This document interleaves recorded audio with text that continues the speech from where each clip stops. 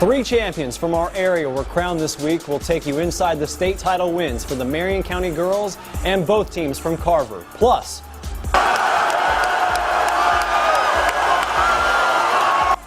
on Senior Day, the Auburn Tigers beat a top 5 team for the first time since 1995. We'll show you how the Tigers were able to upset Tennessee and what this win means ahead of March Madness. It's all on the last call, and it starts right now.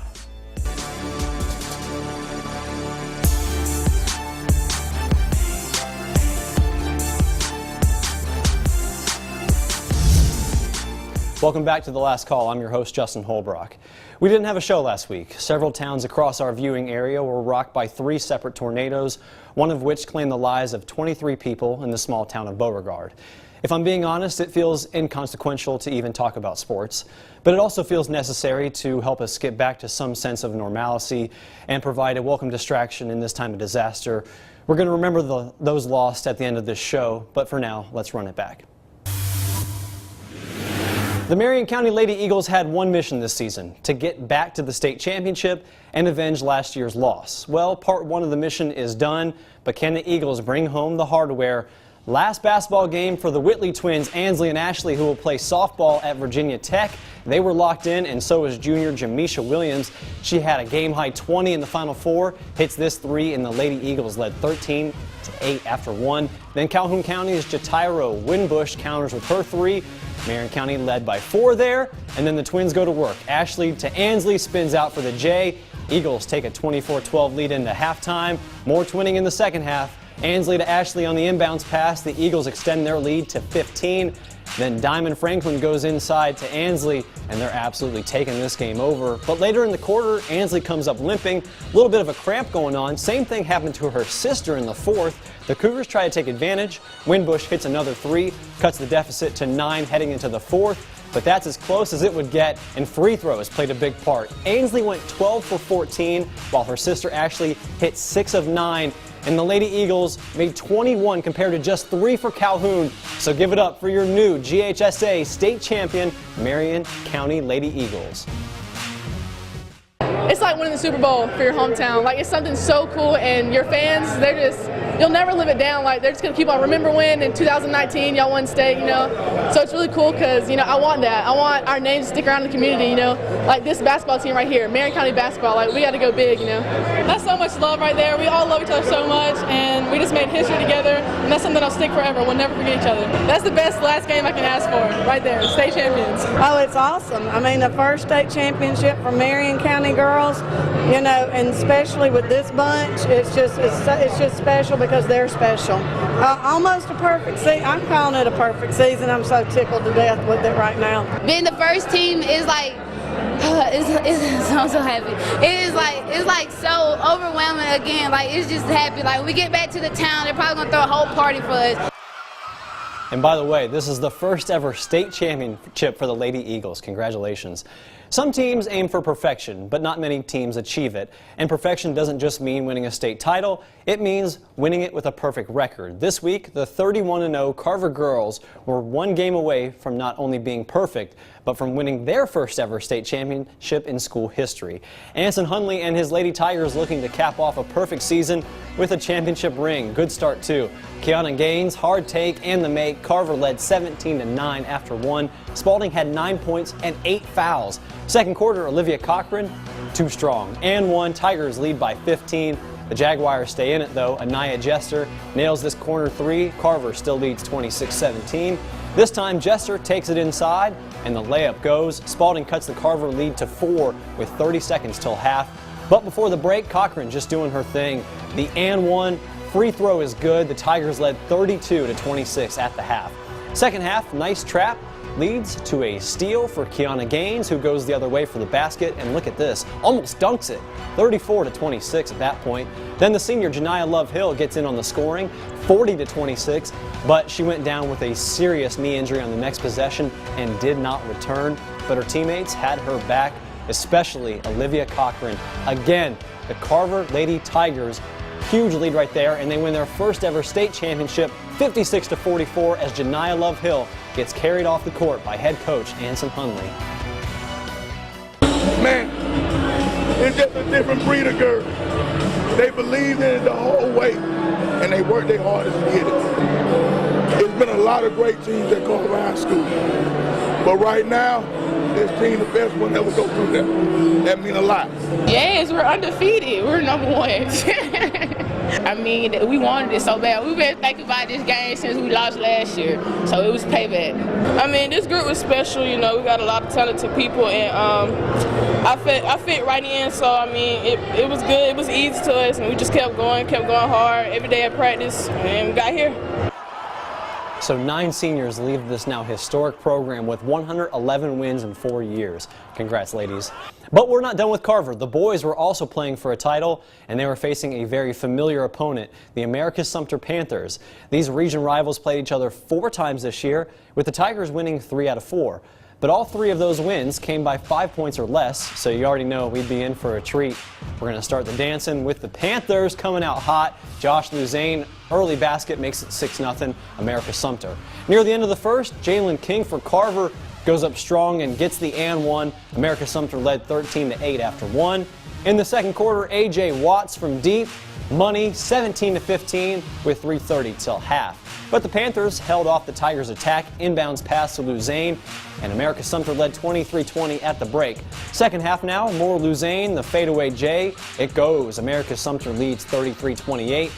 And then just before the buzzer, Wallace Bradley kisses it off the glass to give his team a 3-point lead, sending the Panther faithful into a frenzy heading into the fourth. And Luzane stays going insane. Post move leads to 2, 44-37. But Carver has confidence thanks to 2 seniors. Devin Flowers knocks down his second straight 3 to make it a 1-point game, 46-45. And the other senior, A.J. Watts, going to pull up and bury a triple. Makes it a 1-point game again, 51-50, less than 2 minutes to go. And now the Tiger fans are the ones losing it, and they would get even louder because from almost the exact same spot, Watts cannot be stopped. 55-54, the first Carver lead of the game. Tigers up 3 with 3 seconds left. Panthers have a chance, but the inbounds play is no good. So Carver wins their second ever state title, 58-55.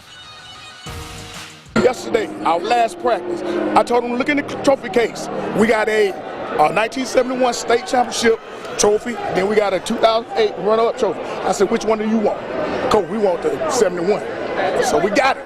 I'm just elated. I'm happy for them, and I just think they deserve everything that they did this year. My team counted on me to hit big shots like that, and I just came through. I did it. They've been trusting me all year long. And they said we executed at the right time. We're going to leave a legacy. Everybody going to remember us. We're going to be that team that won the state championship. Hey, man. We won, bro. We won. So, you know, words can't explain. We worked so hard for this moment. Americus Sumter gave the Tigers all they could handle and led for 39 of the game's 40 minutes. We caught up with head coach Michael Hoffpair and asked him what this team has meant to him. I'm extremely proud of what we've done. It's been a big run. We knocked off a bunch of 1 seeds, and we got to the big dance. You know, for a school that's been plugging away to get here for a while and finally reaching this point, that's huge. It's huge for the community, it's huge for the school, and it's big for the team. They don't know it yet, but they've done something that's really great, and I told them not to hang their head about anything. We've accomplished our goal. What a great season for both programs. Congrats, fellas. We're still serving on the last call, and up next, we take you inside Auburn's first win over a top 5 team since 1995, and also recap how Alabama and Georgia ended their regular seasons. Oh, the difference a year makes. At this time last year, Auburn clinched a share of the SEC regular season championship, their first conference title since 1999. They shared that title with Tennessee, who the Tigers faced yesterday in their last regular season game. The Tigers could not repeat as conference champs, but they could keep number 5 Tennessee from doing so. Senior day on the plains for 4 Tigers, including 3 starters, Malik Dunbar, Horace Spencer, and all-time 3-point king Bryce Brown. And that's where we start. Brown knocks down the tray, 25-21 midway through the first half, and then he's yelling at his team to get back on defense, and well, it doesn't work. The layup is no good, but Kyle Alexander is there for the putback dunk, and the Vols go back up by 6. But the Tigers get the defensive thing worked out. The double team leads to this Jared Harper steal and the basket. That cut the Tennessee lead to 6, and that's what they led by at the end of the first half. Tennessee dropped 41 points in the first half, a lot of that came from three-point range, and Admiral Schofield kept it up, leading the Vols 54-48. They stay on top, but Auburn ain't going away. Javon McCormick, not a name you hear very often, gives Auburn a 61-59 lead with less than 10 minutes to go. Just their third lead of the game, and they add to it. Who other than Bryce Brown on the assist from Harper? Tigers jump out to a 5-point lead, 6:30 left. Brown was doing his thing, and so was Tennessee's big fella, Grant Williams, and one free throw good. He dropped a game-high 25, and we're tied at 69. Once again, the Tigers respond. This time it's Brown to Harper, and Auburn has a 3-point lead with 3 minutes to go. Tigers up 6 until this. Admiral Schofield buries his third three of the game to keep his team within 3. That was their 9th three-pointer. But Auburn had lucky number 13, and boy was it lucky. The block goes right to Samir Dowdy, who nails the tray to put this one out of reach as Auburn beats Tennessee 84-80, their first win over a top 5 team since 1995. So, where does this win at Auburn Arena rank for Bryce Brown? 3, I feel like. So I'll say 1 is winning the SEC title, and then go back to my freshman year when we stormed the floor against Kentucky, and I'll put this probably number 3. Yeah. I feel like it was just very memorable. I had a lot of memorable moments here at Auburn, and Auburn has made me grow as a person, has taught me a lot, and I just want to keep this thing rolling. Yep. This might be a top 25 college basketball program. Not just a top 25 team, maybe it's a top 25 program. Wouldn't that be something? But for those things to happen, you got to win in March. You got to win in tournament time. We won the game. Tennessee didn't lose it. We won the basketball game because of the quality of our play. Auburn is the 5th seed in the SEC tournament, which starts on Wednesday. And before that game, they were playing their rival Alabama on Tuesday. The Tide showing off the Iron Bowl trophy, and they were showing out on the court. Tevin Mack ain't out of whack. His 3 is good. Tide led 34-23 at the break. But here comes Auburn. Jared Harper on the assist from Malik Dunbar, and then the Tide gets lazy. Chuma Okeke pops it out, rings in the 3, and it's a 4-point game just like that. Next possession, Malik Dunbar with the take and the make and the foul. Free throw good, 43-42. And then Malik stays on fleek to tie it at 45 with this 3-pointer. Auburn erased an 11-point deficit with 11 minutes to go. The Tigers tie it, and then they take the lead. Who other than Bryce Brown? What can Brown do for you? Another 3-pointer, 55-52 Tigers. Auburn still up by 3, and it's gone. Tevin Mack buries the corner 3, ties it up at 60, 140 left. After a comeback win over UAB this year, Bruce Pearl said sometimes we win games because we have Jared Harper and they don't. And this is why he says that. Harper takes over the last 90 seconds with a pair of filthy layups blowing past everybody as Auburn beats Alabama for a second time this year, 66-60. And finally, we go to Georgia. I don't know what to say. It's been a rough year, but they could ruin senior day for South Carolina. Chris Silva, going to make certain that doesn't happen. 17 points for him. We're still in the first half, and then he dishes to another senior, Hassani Gravett. It's a 3. The Gamecocks led 44-21 after 1. More of the same in the second. Keyshawn Bryant with the monstrous dunk, and South Carolina wins big, 66-46. So let's take a look at the SEC tournament seeding. I said Auburn is a 5, Alabama a 10 seed, Georgia comes in at 13. LSU won the conference despite head coach Will Wade being suspended this week after an FBI wiretap was leaked in which he reportedly appeared to make an unspecified offer during recruiting in 2017. It is unclear if he will return for either the SEC or NCAA tournament. For the next round, we've got more basketball as the CSU women were in the Peach Belt championship game this afternoon. They were down by double digits in the second half. Could they pull off the comeback? We'll show you. The Peach Belt tournament has been stressful if you're a CSU fan. The women trailed Flagler by 15 points entering the fourth quarter in the quarterfinals, but they won by 3. In the semis, the Cougars trailed Lander by 16 points late in the third quarter, but they won by 3. Today in the championship, the Cougars trailed by 19 heading into the second half. Could the Cardiac Cats do it again? Tatiana Wayne, trying to make it happen, knocks down this 3, makes it a 17-point game. But Vanessa Agrusa answers with a 3 of her own. The Nighthawks back up by 20. 25-point lead now, not looking great. Inbounds pass works for the Wayne layup. And then Tatiana Wayne about a minute later hits another 3 with 2:30 left in the third. Cougars still down big, 64-41, and this time they would not be able to come back. Amani Arnold's basket goes, and North Georgia beats CSU 90-72 to win the Peach Belt tournament.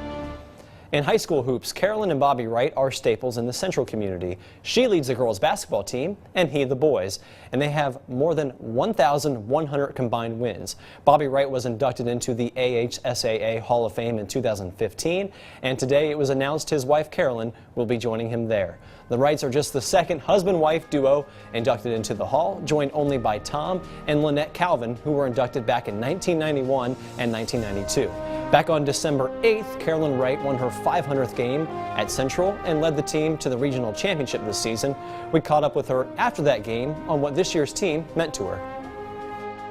Very proud, with a young team, and we showed up last year and we're right back at this spot next year, and I have everybody coming back, but you got to do it in practice. You can't wait till game time, and let's just work hard, get better, and so we can get back here.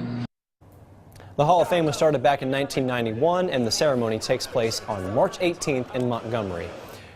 And finally, we stay in college basketball and head to JUCO, where both the CVCC men and women were playing for the conference championship on Friday. Unfortunately, both teams lost to Shelton State Community College. The men fell 69-66, and the women fell 67-59. They finished 25-7 overall. Still to come in the last call, Auburn held its pro day for 11 athletes hoping to make it in the NFL, including quarterback Jarrett Stidham, who will become the first Tiger quarterback drafted since Cam Newton in 2011.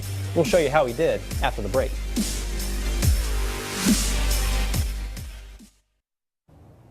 There has not been an Auburn quarterback drafted in the NFL since Cam Newton went #1 overall in 2011. But Jarrett Stidham will break that streak this year. The question is, how high will he go? CBS Sports ranks Stidham as the #8 overall QB and the 132nd best player, which would mean an early 5th-round pick. He, along with 10 other Tigers, took part in Pro Day on Friday in front of NFL scouts and general managers, including Eufaula native and LA Rams GM Les Snead. The Tigers had a less-than-ideal season in 2018, but Stidham turned heads during Senior Bowl week, and he did so again during his Pro Day workout. He can really spin the ball. I think this day helped him. I think, he's proven he can be successful, got mobility. So I think his career in the NFL is going to be probably similar to not last season, but the previous season at Auburn. Yeah, I just wanted to show guys that I'm able to do all the footwork, all the different dropbacks, whatever it may be, and then obviously rip it around a little bit and make every throw.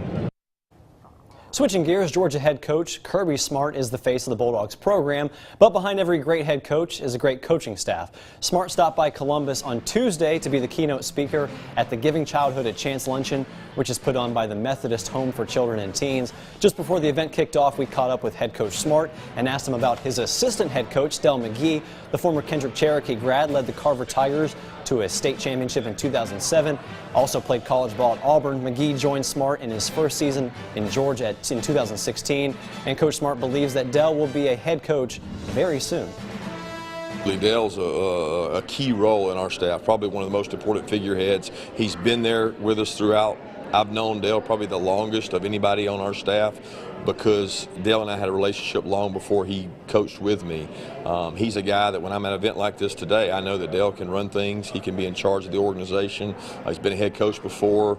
He fills that role really well, and he's going to make one heck of a head coach one day soon. McGee was named an assistant head coach before last season. That raised his salary to more than $500,000. And as we close the show, we'll come back and remember the victims from last week's tornado. We close the show by remembering the 23 victims killed during last week's tornado.